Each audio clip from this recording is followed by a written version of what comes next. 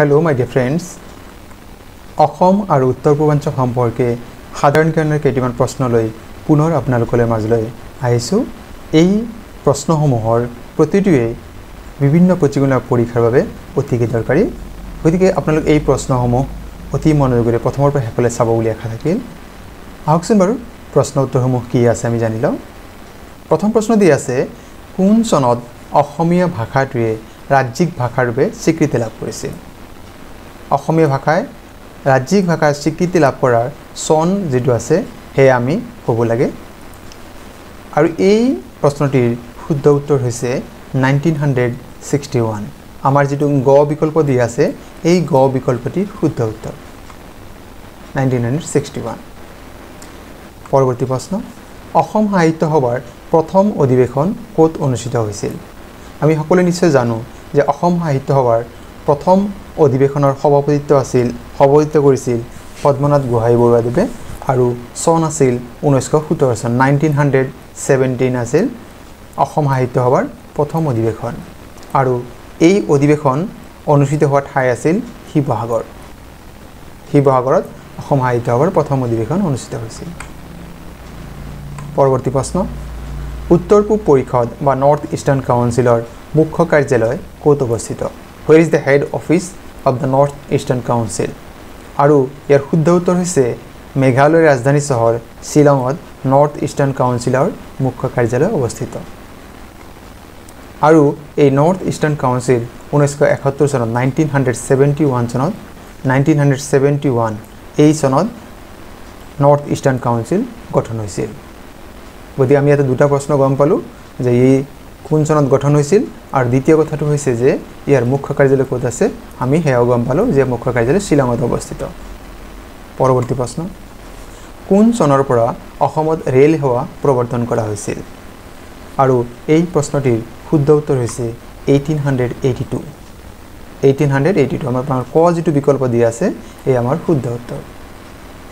পৰৱৰ্তী প্ৰশ্ন, নিম্নলিখিত কোনটো কুমাৰ ভাস্কৰ বৰ্মনৰ সৈতে জড়িত?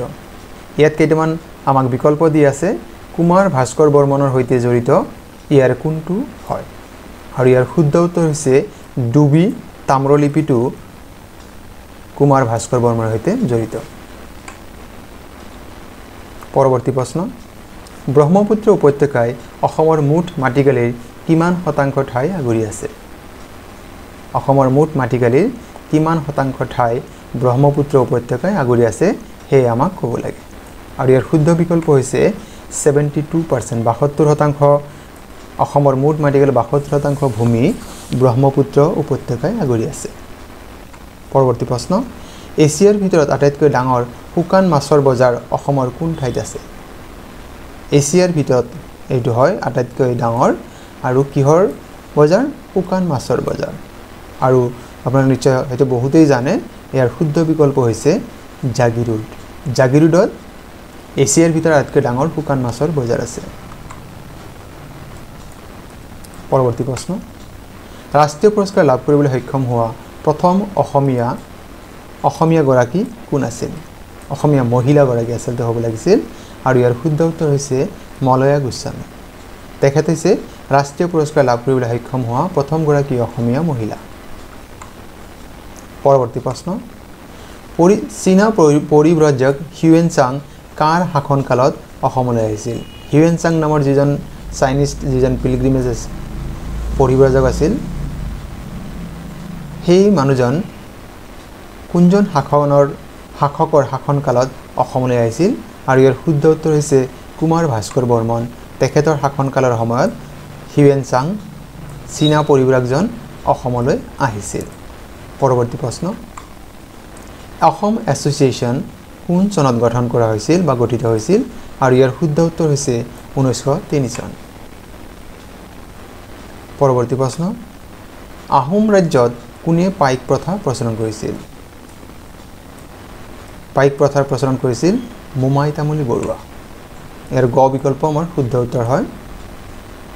পৰৱৰ্তী প্ৰশ্ন, বৰ্মন বংশৰ কোনগৰাকী ৰজাই প্ৰথমতে মহাৰাজাধিৰাজ উপাধি গ্ৰহণ কৰিছিল? আকৌ চাব যে এটা প্ৰশ্নত কি আছে বৰ্মন বংশৰ লগত জড়িত হয়। গতিকে ইয়াৰ শুদ্ধ উত্তৰটি হৈছে পুষ্য বৰ্মন। পুষ্য বৰ্মনে বৰ্মন বংশৰ তেখেতে ৰজা হয় আৰু তেখেতে প্ৰথমতে মহাৰাজাধিৰাজ এই উপাধি গ্ৰহণ কৰিছিল। পৰৱৰ্তী প্ৰশ্ন, কোন চনত অসমত প্ৰথমবাৰৰ বাবে ভাৰতীয় জাতীয় কংগ্ৰেছৰ অধিৱেশন অনুষ্ঠিত হৈছিল? আৰু ইয়াৰ শুদ্ধ বিকল্প হৈছে 1926 চন। আমাৰ যিটো খ বিকল্প দিয়া আছে এয়া হৈছে শুদ্ধ উত্তৰ। পৰৱৰ্তী প্ৰশ্ন, অসুৰ বংশৰ শ্ৰেষ্ঠ ৰজা নৰকাসুৰৰ ৰাজধানী ক'ত আছিল? নৰকাসুৰ নামৰ যিজন ৰজা আছিল তেওঁ অসুৰ বংশৰ শ্ৰেষ্ঠ ৰজা আছিল। তেওঁৰ ৰাজধানী চহৰৰ নাম কি আছিল? আৰু ইয়াৰ শুদ্ধ বিকল্প হৈছে প্ৰাগজ্যোতিষপুৰ। পৰৱৰ্তী প্ৰশ্ন, শৰাইঘাটৰ যুদ্ধত মোগলৰ সেনাপতি কোন আছিল? শৰাইঘাটৰ যিটো যুদ্ধ হৈছিল সেই যুদ্ধত মোগলৰ সেনাপতিজনৰ নাম কি আছিল? সেইটো আমাৰ প্ৰশ্ন আৰু ইয়াৰ শুদ্ধ উত্তৰ হৈছে ৰামসিংহ। পৰৱৰ্তী প্ৰশ্ন, জয়মতীক শাস্তি দিয়া আহোম ৰজাজনৰ নাম কি আছিল? আমি সকলোৱে জানো যে জয়মতীক শাস্তি দিছিল জেৰেঙা পথাৰত কুটকুৰা গছত বান্ধি। তেওঁ জয়মতী নিজৰ স্বামী ক'ত আছে সেই বিষয়ে কোনো সন্ধান দিয়া নাছিল বাবে আহোমৰ শাসকসকলে সেই সময়ৰ যিজন শাসক আছিল তেখেতে জয়মতীক শাস্তি প্ৰদান কৰি মাৰি পেলাইছিল। গতিকে সেই শাস্তিৰ প্ৰদান কৰা আহোমৰ সেই ৰজাজন কোন আছিল? তেওঁৰ নাম ক'ব লাগে আৰু ইয়াৰ শুদ্ধ উত্তৰ হৈছে ৰত্নধ্বজ সিংহ। তেখেত আছিল জয়মতীক শাস্তি প্ৰদান কৰা সেই আহোম ৰজাজন।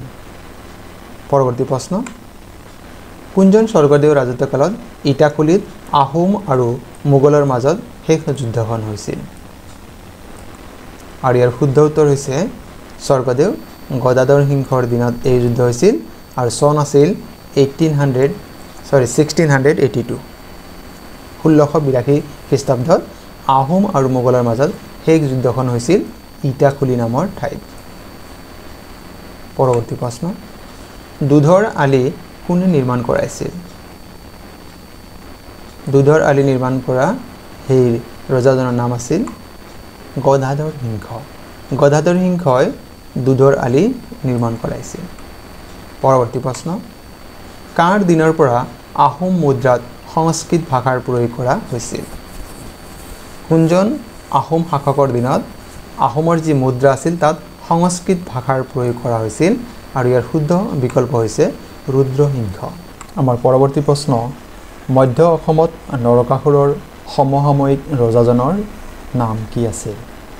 আৰু এই প্ৰশ্নটিৰ শুদ্ধ উত্তৰ হৈছে বাণৰজা। বাণৰজা মধ্য অসমত যিজন নৰকাসুৰ এজন শাসক আছিল তেখেতৰ সমসাময়িক ৰজা আছিল। গতিকে বাণৰজাটি শুদ্ধ উত্তৰ। পৰৱৰ্তী প্ৰশ্ন, কোন চনত ইংৰাজে অসমত দাস প্ৰথা নিষিদ্ধ কৰিছিল? চনটি ক'ব লাগে। ইংৰাজসকলে অসমত যিটো দাস প্ৰথা স্লেভাৰী ছিষ্টেম সেইটো বন্ধ কৰি দিছিল। সেই চনটি হৈছে 1843 চন। 1843 এই চনত ইংৰাজসকলে অসমত স্লেভাৰী ছিষ্টেম বা দাস প্ৰথা বন্ধ কৰি দিছিল বা নিষিদ্ধ কৰিছিল। পৰৱৰ্তী প্ৰশ্ন, ৰঙিয়াৰ কৃষক বিদ্ৰোহ কেতিয়া বা কোন চনত সংঘটিত হৈছিল? আৰু ইয়াৰ শুদ্ধ উত্তৰ হৈছে 1894 চন। 1894 আমাৰ খ বিকল্প যিটো দিয়া আছে এয়া শুদ্ধ উত্তৰ। 1894 চনত ৰঙিয়াৰ কৃষক বিদ্ৰোহ সংঘটিত হৈছিল। পৰৱৰ্তী প্ৰশ্ন, মণিৰাম দেৱানক কেতিয়া ফাঁচি দিয়া হৈছিল? ইয়াৰ শুদ্ধ উত্তৰ হৈছে 1858 চনৰ 26 ফেব্ৰুৱাৰী। 1858 26th of January। আমি অলপ মনত ৰাখিব পাৰোঁ যেটা কিবা উপায় আছে যে 1857 চনত কি হৈছিল চিপাহী বিদ্ৰোহ, তাৰ পিছৰ বছৰৰ ঘটনা। গতিকে আমি কমসে কম চনটো আমি মনত ৰাখিব পাৰিম। চিপাহী বিদ্ৰোহৰ পিছৰ বছৰতে মণিৰাম দেৱানক ফাঁচি দিয়া হৈছিল। পৰৱৰ্তী প্ৰশ্ন, আহোমৰ কোনজন ৰজাক দিহিঙীয়া ৰজা বুলি জনা যায়? তেওঁক দিহিঙীয়া ৰজা বুলি জনা যায়। সেই ৰজাজনৰ নাম কি? আৰু ইয়াৰ শুদ্ধ উত্তৰ হৈছে স্বৰ্গনাৰায়ণ। তেখেত হৈছে আহোমৰ ৰজা যিজনক দিহিঙীয়া ৰজা বুলিও জনা যায়। পৰৱৰ্তী প্ৰশ্ন, হিউৱেন চাং কেতিয়া অসমলৈ আহিছিল? আমি ইতিমধ্যে এটা প্ৰশ্ন পঢ়িছোঁৱে যে চীনা পৰিব্ৰাজক হিউৱেন-চাং কুমাৰ ভাস্কৰ বৰ্মনৰ দিনত অসমলৈ আহিছিল আৰু আমি চনটো এতিয়া ক'ব লাগে চনটো কিমান হিউৱেন-চাঙে কোন চনত অসমলৈ আহিছিল উত্তৰটি হৈছে 629 খ্ৰীষ্টাব্দ আমাৰ যিটো ঘ বিকল্প দিয়া আছে 629 বেছি পৰৱৰ্তী প্ৰশ্ন আগবাঢ়িছো আহোমসকলে অসমত কিমান বছৰ ৰাজত্ব কৰিছিল আমি সকলোৱে জানো যে আহোমসকলে অসমত 600 বছৰ 600 ইয়াৰ অসমত শাসন কৰিছিল পৰৱৰ্তী প্ৰশ্ন জ্ঞানপীঠ বঁটা লাভ কৰা প্ৰথম অসমীয়া গ্ৰন্থখনৰ নাম কি আমি নিশ্চয় সকলোৱে জানো যে অসমৰ পৰা যিখন প্ৰথম গ্ৰন্থ যিখনৰ বাবে জ্ঞানপীঠ বঁটা লাভ কৰিছিল সেই গ্ৰন্থখনৰ নাম মৃত্যুঞ্জয় আৰু এয়া 1779 চনৰ ঘটনা 1779 চনত প্ৰথম অসমীয়া গ্ৰন্থখনে জ্ঞানপীঠ বঁটা লাভ কৰিবলৈ সক্ষম হৈছিল আৰু ব্যক্তিগৰাকী আছিল বীৰেন্দ্ৰ কুমাৰ ভট্টাচাৰ্য পৰৱৰ্তী প্ৰশ্ন প্ৰথম অসমীয়া নিৰ্বাচনী আয়ুক্তগৰাকীৰ নাম কি আৰু ইয়াৰ শুদ্ধ উত্তৰ হৈছে হৰিশংকৰ ব্ৰহ্ম হৰিশংকৰ ব্ৰহ্ম হৈছে অসমীয়া প্ৰথম ব্যক্তি যিজনে নিৰ্বাচনী আয়ুক্ত হিচাপে কাম কৰিছিল পৰৱৰ্তী প্ৰশ্ন কোনজন আহোম ৰজাৰ দিনত মোৱামৰীয়া বিদ্ৰোহ সংঘটিত হৈছিল এটো বহুত দৰকাৰী প্ৰশ্ন প্ৰায়ে আমাক দিয়া থাকে আৰু ইয়াৰ শুদ্ধ উত্তৰ হৈছে কমলেশ্বৰ সিংহ ইয়াতে ভুলতে আসলতে খ আৰু গ আৰু ঘ দুইটা বিকল্প একে হৈছে আসলতে আমাৰ এটাহে হ'ব আমি শুদ্ধ উত্তৰটো জানিলে হ'ল যে কমলেশ্বৰ সিংহ যিজন আহোমৰ শাসক তেওঁৰ দিনতে মোৱামৰীয়া বিদ্ৰোহ সংঘটিত হৈছিল পৰৱৰ্তী প্ৰশ্ন এইখিনি আছিল আজিৰ ভিডিঅ'ৰ মূল বিষয়বস্তু প্ৰশ্নোত্তৰসমূহ কেনে পালে জনাবলৈ নাপাহৰিব আপোনালোকে আৰু কি কি বিষয়ত নতুন ভিডিঅ' বিচাৰে মোক কমেন্ট বক্সত জনাব আপোনালোকে নিশ্চয় জনাব বুলি মই আশা কৰিলো আৰু আপোনালোকে এটা অনুৰোধ যদি আপোনালোক প্ৰথমবাৰৰ বাবে মোৰ চেনেলটি চাই আছে আৰু ইয়াৰ বিষয়বস্তু আৰু ইয়াৰ উপস্থাপন ভাল পায় তেন্তে চেনেলটি সাবস্ক্ৰাইব কৰিব বুলি আশা থাকিল আৰু আজিৰ এই ভিডিঅ'টি সম্পূৰ্ণকৈ চোৱাৰ বাবে আপোনালোকলৈ অশেষ ধন্যবাদ